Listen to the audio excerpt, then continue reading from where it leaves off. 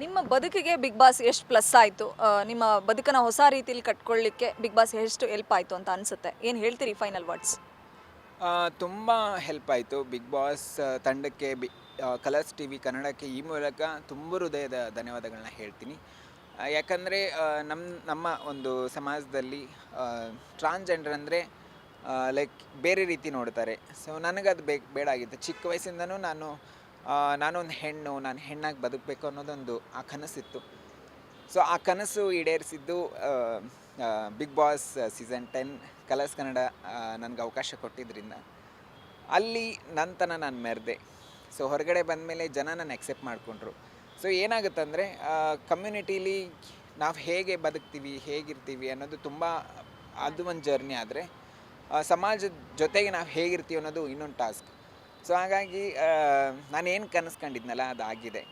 So ನನ್ನ ಮುಖಾಂತರ ಎಷ್ಟೊಂದು ಮಂಗಳಮುಖಿಯರು, ಟ್ರಾನ್ಸ್ಜೆಂಡರ್ಸು ಓಕೆ ನಾವು ಜೀವನ ಮಾಡ್ಬೋದು, ನಾವು ಒಂದು ಸಮಾಜದ ಒಂದು ಭಾಗ ಆಗ್ಬೋದು ಅನ್ನೋದೊಂದು ಕಾನ್ಫಿಡೆನ್ಸ್ ಬಂದಿದೆ. ಸೊ ತುಂಬ ಜನ ಲೈಕ್ ಅಪ್ರಿಷಿಯೇಷನ್ ಮಾಡ್ತಾರೆ. ಅವರು ಹೇಳ್ತಾರೆ ಇಲ್ಲ ನಾನು ನಿಮ್ಮ ಥರ ಬದುಕಬೇಕು ಅಂತ. ಸೊ ಅಷ್ಟು ಸಾಕಲ್ವಾ. ಸೊ ಹಾಗಾಗಿ ಕಲರ್ಸ್ ಕನ್ನಡಕ್ಕೆ ತುಂಬ ಹೃದಯದ ಧನ್ಯವಾದಗಳನ್ನ ಹೇಳ್ತಾ ನನ್ನ ಒಂದು ಜರ್ನಿಗೆ ಒಂದು ಒಳ್ಳೆಯ ತಿರುವನ್ನ ಕೊಟ್ಟಿದ್ದೀರಾ. ಧನ್ಯವಾದಗಳು. ಬಿಗ್ ಬಾಸಿಂದ ಹೊರಗಡೆ ಬಂದ ಮೇಲೆ ಎಷ್ಟೋ ಜನ ಬದುಕು ಕಟ್ಕೊಳ್ಳುವಲ್ಲಿ ವಿಫಲರಾಗ್ತಾರೆ. ಕೆಲವರಿಗೆ ಬಿಗ್ ಬಾಸ್ ಪ್ಲಸ್ ಆಗುತ್ತೆ, ಕೆಲವರಿಗೆ ಮೈನಸ್ ಆಗುತ್ತೆ. ಬಟ್ ಮೈನಸ್ ಆಗುತ್ತೆ ಇನ್ ದ ಸೆನ್ಸ್ ಅವರು ಅದನ್ನು ಸರಿಯಾಗಿ ಯೂಸ್ ಮಾಡ್ಕೊಳ್ಳದೆ. ಬಟ್ ನಿಮ್ಮ ಬದುಕಿಗೆ ಪ್ಲಸ್ ಆಯಿತು ಅಂತಲೇ ನೀವು ಹೇಳಿದ್ರಿ. ಬಟ್ ಹೋದಲ್ಲಿ ಬಂದಲ್ಲಿ ತುಂಬ ಜನ ಸೆಲ್ಫಿಗೆ ಮುಗಿ ಬೀಳ್ತಾರೆ. ಎಷ್ಟು ಖುಷಿ ಕೊಡುತ್ತೆ ಮ್ಯಾಮ್ ಯಾಕಂದರೆ ಈ ಹಿಂದೆ ನೀವು ಬಿಗ್ ಬಾಸ್ಗೆ ಹೋಗೋಕ್ಕೂ ಮುಂಚೆ ನಿಮ್ಮನ್ನು ಐಡೆಂಟಿಫೈ ಮಾಡೋದಕ್ಕೂ ಈಗ ಮಾಡ್ತಿರೋದಕ್ಕೂ ಎಷ್ಟು ಖುಷಿ ಕೊಡ್ತಾ ಇದೆ ಅನ್ನೋಂಥದ್ದು? ತುಂಬ ಖುಷಿ ಕೊಡುತ್ತೆ. ಈಗ ನನ್ನ ಒಂದು ಹಾರ್ಡ್ ವರ್ಕ್ ಏನಿತ್ತು, ನನ್ನ ಜರ್ನಿ ಯಾರಿಗೂ ಏನೂ ಹೇಳೋಕ್ಕಾಗ್ತಿಲ್ಲ ನನ್ನ ಮನಸ್ಸಿನ ಭಾವನೆನ. ಇವಾಗ ಜನ ಅರ್ಥ ಮಾಡ್ಕೊಂಡಿದ್ದಾರೆ, ಬರ್ತಾರೆ, ಖುಷಿನ ಮಾತಾಡ್ತಾರೆ.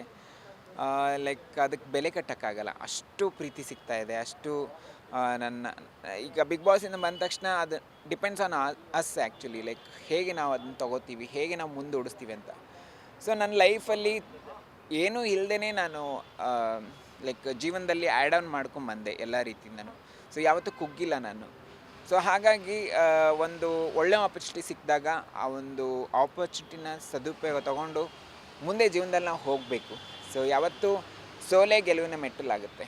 ಸೊ ಸೋಲನ್ನ ನಾವು ಯಾವತ್ತೂ ರೈಟ್ ವೇದಲ್ಲಿ ತೊಗೋಬೇಕು. ಹಾಗಾಗಿ ಒಬ್ಬೊಬ್ಬರಿಗೆ ಅದು ಸೋಲನ್ನ ತೊಗೊಂಡಾಗ ಅವ್ರಿಗೆ ಅಯ್ಯೋ ಮುಗೀತಲ್ಲಪ್ಪ ಅನ್ನೋದೊಂದು ಇದು ಬಿಡುತ್ತೆ. ಸೊ ಹಂಗಲ್ಲ.